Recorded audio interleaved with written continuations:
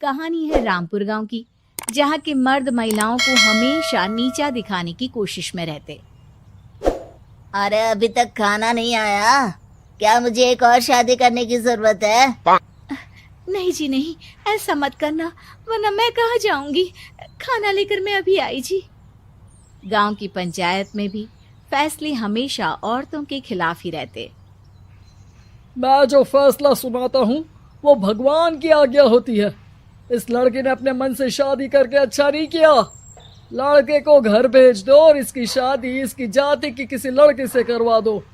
लेकिन ये लड़की, इसे तो गांव के बाहर निकाल दो।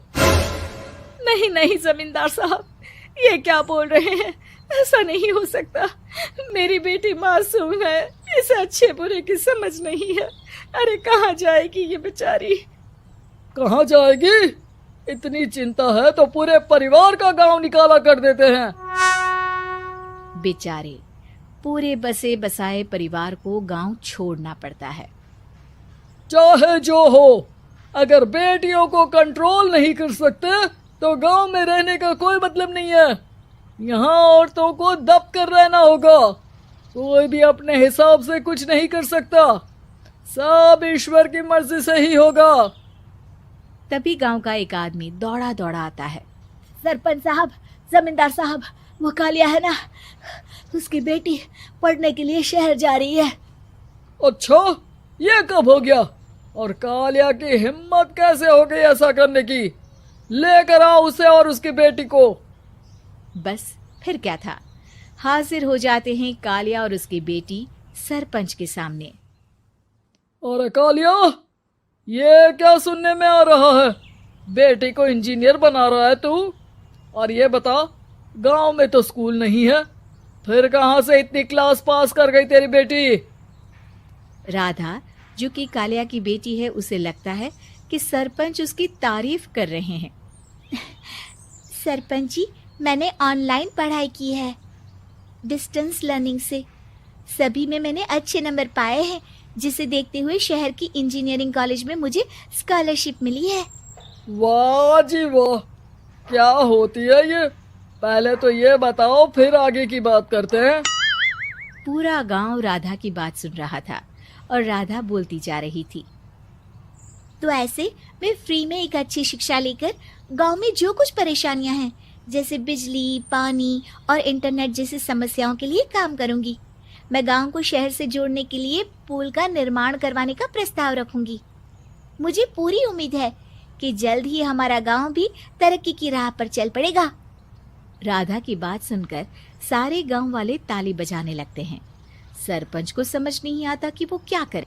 चुप रह नादान लड़की, गांव के खिलाफ जाने के लिए तुझे गांव से बेदखल कर दिया जाएगा, वो भी पूरे परिवार के साथ। और हाँ, अगर ठीक से गांव में रहना चाहती है तो ये पढ़ाई लिखाई छोड़ दे।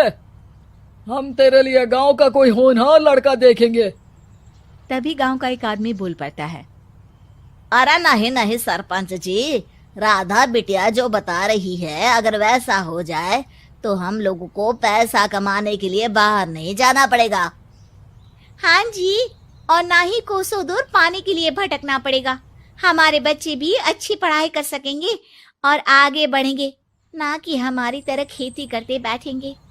क्यों गांव वालों, राधा बिटिया का साथ देना चाहिए ना। सरपंच देखता है कि गांव राधा के साथ है तो वो चुप हो जाता है। वो घर आकर अपने सलाहकार से बात करता है, जो बहुत ही चालाक किस्म का इंसान होता है। अरे सरपंच साहब, आपको बहुत ही होशियारी से काम लेना पड़ेगा। एक बार गांव तरक्की कर गया, यहाँ के बालक पढ़ लिए तो कोई ना पूछेगा आपको। और फिर ये जो बेटा और बेटी है ना आपके, इनको भी आम लोगों की तरह ही जीवन जीना होगा।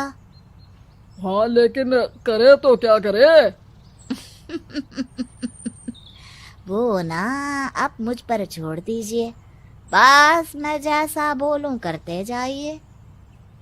अगले रोज सुबह जब गांव वाले सोकर उठते हैं तो राधा के घर के बाहर और साथ ही वो लोग जिन्होंने राधा का सपोर्ट किया था, उनके घर के आगे लाल रंग से कल आऊंगी लिखा होता है।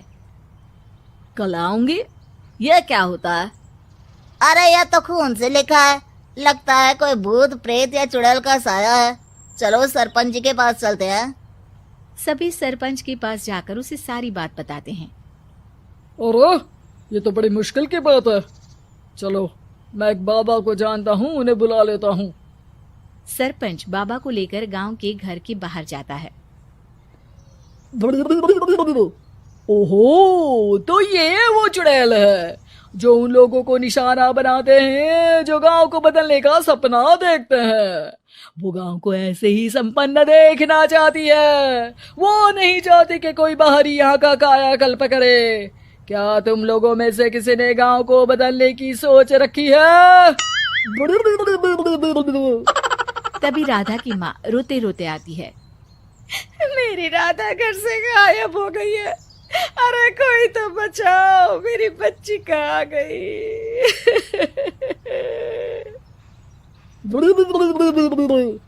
ले गई वो चुड़ैल, तेरी बच्ची को ले गई। अब वो उसे श्रापित करके छोड़ेगी, उस पर चुड़ैल का साया हो जाएगा। तभी बुरी सी हालत में राधा भी वहां आ जाती है। उसके बाल चुड़ैल की तरह फैले होते हैं और कपड़ों में खून लगा होता है। सभी राधा को देखकर डर जाते हैं। माँ, पता नहीं मुझे कौन उठा कर ले गया था। अरे दूर दूर हो जा चुड़ैल, अब हम लोग इस गांव में नहीं रुकेंगे। अरे कैसे बातें कर रहे हैं आप? कल तो आप मेरे भरोसे गांव का हुलिया बदलने, अपने बच्चों को पढ़ाने और तरक्की उन्नति की बात कर रहे थे, तो आज क्या हो गया आपको? ये फिर तुम लोगों को बहकाएगी। ये चुड़ैल गांव में आ चुकी है, ऐसे ही ये तुम्हारे घर के बच्चों को भी ले जाएगी। गांव वाले राधा को गांव से बाहर निकाल देते हैं। उसके माँ बाप देखा, सांप भी मर गया और लाठी भी नहीं टूटी। लेकिन अगले ही दिन सरपंच के घर के बाहर भी वही शब्द लिखे होते हैं। और फिर सरपंच की बीवी कहती है, हमारी बेटी को किसी ने अगवा कर लिया है। तभी राधा का भाई वहां आ जाता है। अरे गांव वालों, मैंने सरपंच जी की बेटी को देखा था, वो चुड़ैल उसे उठाकर ले जा रही थी। अरे क्या मजाक कर रहे हो? नहीं नहीं सरपंच जी, आप नहीं जानते, वो चुड़ैल अब आपकी बेटी में आ जाएगी, जैसे राधा के अंदर आ गई थी। तभी सरपंच की बेटी वैसी ही हालत में वहां आती है जैसे राधा आई थी। पापा, पता नहीं कैसे मैं गायब हो गई थी। चुड़ैल, इसके अंदर भी चुड़ैल का साया है, मारो इसे। अरे नहीं नहीं, इसे भी राधा के पास गांव के बाहर ही भेज दो। अरे चुप रहो, मेरी बेटी कहीं नहीं जाएगी और चुड़ैल वुड़ैल कुछ नहीं होता है। अरे कैसे बात कर रहे हो सरपंच जी? आप तो बोल रहे थे कि आपका फैसला भगवान का ज्ञान होता है, तो अपने पर बात आई तो अब आप ऐसे बोल रहे हैं। अरे ना ना ना, आपको अपनी बेटी को त्यागना ही होगा। अरे बुलाओ बाबा को। राधा का भाई बाबा को ले आता है, जिसे अब गांव वालों के डर के कारण सच बोलना पड़ता है। मैं कोई बाबा नहीं हूँ, मैं तो मोची था। ये सलाहकार महोदय ने मुझे कहा था एक्टिंग करने को। अब वो मुझे पैसे देने वाले हैं। अब मुझे माफ कर दो। गलती हो गई, मुझे माफ कर दो। तभी वहां राधा आ जाती है। देखा सरपंच जी, जब गांव के बच्चे साक्षर होंगे तो आप जैसे लोगों की चालाकी नहीं चलेगी।